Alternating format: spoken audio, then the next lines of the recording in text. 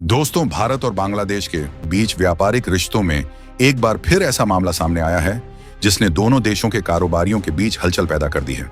मामला है भारत से बांग्लादेश भेजी गई करीब 11,500 टन गैर बासमती उबले चावल की खेप का, जिसे बांग्लादेश की तरफ से गुणवत्ता पर सवाल उठाते हुए अस्वीकार कर दिया गया।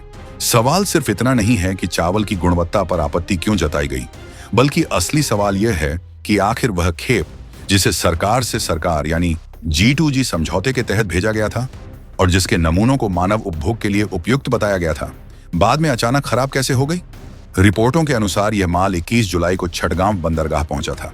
इसके बाद 22 जुलाई को लिए गए नमूनों की जांच में चावल को मानव उपभोग के योग्य पाया गया और आवश्यक ऑथेंटिफिकेशन के बाद जहाज से माल उतारने की अनुमति भी दे दी गई। यानी शुरुआती जांच में कोई ऐसी बड़ी समस्या सामने नहीं आई जिसके आधार पर पूरी खेप को रोक दिया जाता। लेकिन कहानी यहीं खत्म नहीं हुई। 23 और 24 जुलाई को जहाज से उतारे गए चावल को बांग्लादेश के अलग अलग केंद्रीय भंडारण डिपो तक पहुंचाया गया। कुछ माल तेजगांव, हलीशहर और दीवानहाट के डिपो में गया, जबकि कुछ मात्रा जयदेवपुर के स्थानीय भंडारण केंद्र तक भी पहुंचाई गई। लेकिन इसके ठीक बाद विवाद ने नया मोड़ ले लिया। 25 जुलाई को तेजगांव और हलीशहर के अधिकारियों ने चावल की गुणवत्ता को लेकर आपत्ति जताई और दावा किया कि यह चावल मानव उपभोग के लिए उपयुक्त नहीं है। यही वह बिंदु है जहां से सवालों की पूरी श्रृंखला शुरू होती है। अगर 22 जुलाई को लिए गए नमूनों को खाने योग्य माना गया था, तो सिर्फ कुछ दिनों बाद उसी खेप की गुणवत्ता पर इतनी गंभीर आपत्ति कैसे खड़ी हो गई? और अगर चावल वास्तव में खराब था, तो शुरुआती जांच में इसे मंजूरी कैसे मिली? दूसरी तरफ जहाज के शिपिंग एजेंट ने चावल की गुणवत्ता खराब होने के आरोप को खारिज किया और कहा कि चावल का रंग थोड़ा लाल जरूर था, लेकिन इसका मतलब यह नहीं कि पूरा माल मानव उपभोग के लायक नहीं है।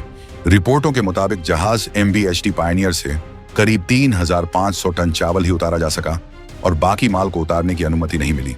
अब भारतीय व्यापारिक हलकों में इसे लेकर नाराजगी बढ़ रही है। कुछ व्यापारियों का कहना है कि भारत वर्षों से बांग्लादेश को चावल की आपूर्ति करता रहा है और अगर गुणवत्ता को लेकर वास्तविक समस्या है तो उसका वैज्ञानिक और पारदर्शी तरीके से समाधान होना चाहिए। लेकिन अचानक पूरी खेप पर सवाल उठने से संदेह पैदा होना स्वाभाविक है। कुछ कारोबारी इसे सिर्फ गुणवत्ता का मामला नहीं, बल्कि बदलते व्यापारिक और राजनीतिक समीकरणों से जोड़कर देख रहे हैं। हालांकि इन आरोपों की स्वतंत्र पुष्टि जरूरी है, लेकिन इतना जरूर है कि 11,500 टन चावल की यह खेप अब भारत बांग्लादेश व्यापार के बीच एक बड़ा विवाद बन चुकी है और आगे इसका असर दोनों देशों के कारोबार पर पड़ सकता है। दोस्तों, अब इस पूरे विवाद का सबसे बड़ा सवाल यही है कि आखिर बांग्लादेश ने भारतीय चावल की इस बड़ी खेप पर इतनी सख्ती क्यों दिखाई और क्या इसके पीछे सिर्फ गुणवत्ता का मुद्दा है या फिर व्यापार और राजनीति का कोई बड़ा खेल भी चल रहा है? क्योंकि मामला सिर्फ 11,500 टन चावल का नहीं है, बल्कि यह उस समय सामने आया है जब बांग्लादेश की खाद्य जरूरतों और आयात नीति को लेकर पहले से ही दबाव बना हुआ है। बांग्लादेश की आबादी बड़ी है और वहां चावल सिर्फ एक सामान्य खाद्य वस्तु नहीं, बल्कि आम लोगों की रोजमर्रा की जरूरत है। ऐसे में जब घरेलू उत्पादन, कीमतों और आपूर्ति पर दबाव बढ़ता है, तो पड़ोसी देशों से चावल का आयात बेहद महत्वपूर्ण हो जाता है। भारत भौगोलिक रूप से बांग्लादेश के लिए सबसे स्वाभाविक आपूर्तिकर्ताओं में शामिल है, क्योंकि दोनों देशों की सीमा जुड़ी हुई है और भारत से बड़ी मात्रा में खाद्यान्न अपेक्षाकृत कम दूरी में पहुंचाया जा सकता है। लेकिन इसी बीच व्यापारियों के कुछ बयान इस विवाद को और दिलचस्प बना देते हैं। भारतीय कारोबारी हलकों में यह दावा किया जा रहा है कि बांग्लादेश की तरफ से भारतीय चावल को लेकर अचानक उठाए गए सवालों के पीछे केवल गुणवत्ता नहीं, बल्कि वहां के खाद्य आपूर्ति तंत्र और कुछ प्रभावशाली एजेंसियों के बीच चल रही खींचतान भी हो सकती है। मीडिया रिपोर्टों में कुछ व्यापारिक सूत्रों ने आरोप लगाया है कि शेख हसीना सरकार के दौर में खाद्य विभाग में कुछ एजेंसियों का प्रभाव काफी मजबूत था और अब उस कथित एकाधिकार को खत्म करने की कोशिशों के बीच अलग अलग कारोबारी समूहों के हित टकरा रहे हैं।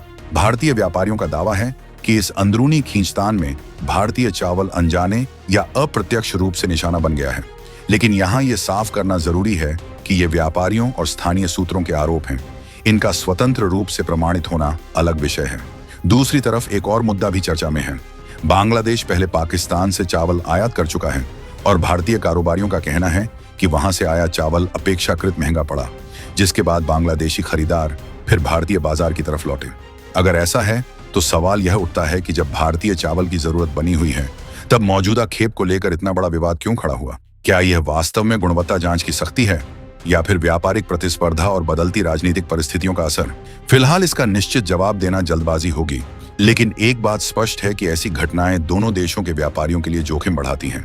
भारत से निर्यात करने वाला कारोबारी जहाज, परिवहन, बीमा, भंडारण और समय, हर चीज पर पैसा लगाता है। अगर बंदरगाह पर पहुंचने के बाद माल रोक दिया जाए या उसका बड़ा हिस्सा उतारने से इनकार कर दिया जाए, तो नुकसान सिर्फ उस एक खेप तक सीमित नहीं रहता, बल्कि भविष्य के व्यापारिक समझौतों पर भी असर पड़ सकता है। और यही वजह है कि भारतीय कारोबारी अब इस पूरे मामले में स्पष्टता और पारदर्शी जांच की मांग कर रहे हैं। दूसरी तरफ बांग्लादेश के लिए भी जोखिम कम नहीं है, क्योंकि खाद्यान्न की जरूरत के समय अगर भरोसेमंद आपूर्ति श्रृंखला में राजनीतिक या प्रशासनिक विवाद बढ़ते हैं, तो आखिरकार उसकी कीमत बाजार और उपभोक्ताओं को चुकानी पड़ सकती है। दोस्तों, अब इस पूरे विवाद का सबसे बड़ा असर सिर्फ बंदरगाह पर खड़े उस जहाज या 11,500 टन चावल की खेप पर नहीं पड़ने वाला, बल्कि इसका असर भारत और बांग्लादेश के बीच आने वाले दिनों के व्यापारिक भरोसे पर भी दिखाई दे सकता है। क्योंकि अंतर्राष्ट्रीय व्यापार में सबसे महत्वपूर्ण चीज सिर्फ कीमत नहीं होती, भरोसा भी होता है। अगर किसी देश का व्यापारी माल भेजने के बाद यह सुनिश्चित नहीं कर पाए कि बंदरगाह पर पहुंचने के बाद उसकी खेप को पारदर्शी जांच के आधार पर स्वीकार किया जाएगा, तो भविष्य में वह उसी बाजार में कारोबार करने से पहले कई बार सोचेगा। यही वजह है कि भारतीय व्यापारिक हलकों में इस घटना को गंभीरता से देखा जा रहा है। दूसरी तरफ बांग्लादेश के सामने भी एक बड़ी चुनौती है। अगर वास्तव में चावल की गुणवत्ता में समस्या थी, तो उसका समाधान स्पष्ट वैज्ञानिक परीक्षण, स्वतंत्र जांच और पारदर्शी रिपोर्ट के जरिए होना चाहिए, ताकि यह साफ हो सके कि खेप में वास्तविक कमी थी या फिर प्रशासनिक और व्यापारिक विवाद ने मामले को इतना बड़ा बना दिया। क्योंकि खाद्यान्न जैसे संवेदनशील क्षेत्र में किसी भी देश के लिए गलत फैसला महंगा पड़ सकता है। भारत दुनिया के बड़े चावल उत्पादकों और निर्यातकों में शामिल है और उसके पास अलग अलग बाजारों में चावल की आपूर्ति करने का विशाल अनुभव है। वहीं बांग्लादेश के लिए भी भारत एक महत्वपूर्ण पड़ोसी और खाद्य आपूर्ति का अहम स्रोत है। ऐसे में दोनों देशों के बीच व्यापारिक रिश्तों में तनाव बढ़ना किसी के लिए फायदेमंद नहीं होगा।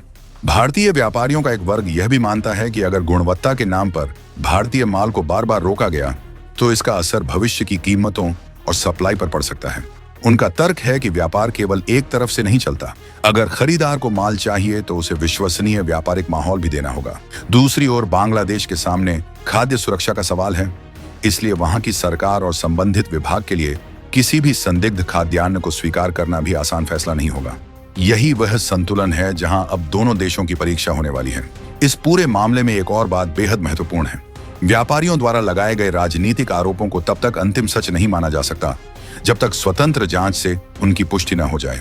लेकिन इतना जरूर है कि एक ही खेप के नमूने पहले मानव उपभोग के योग्य पाए जाएं और बाद में उसी माल की गुणवत्ता पर गंभीर सवाल उठें, तो पारदर्शिता की मांग स्वाभाविक है। अब जरूरत इस बात की है कि भारत और बांग्लादेश दोनों मिलकर संयुक्त या स्वतंत्र गुणवत्ता परीक्षण कराएं, पूरी खेप की स्थिति स्पष्ट करें और यह तय करें कि वास्तविक गलती कहां हुई।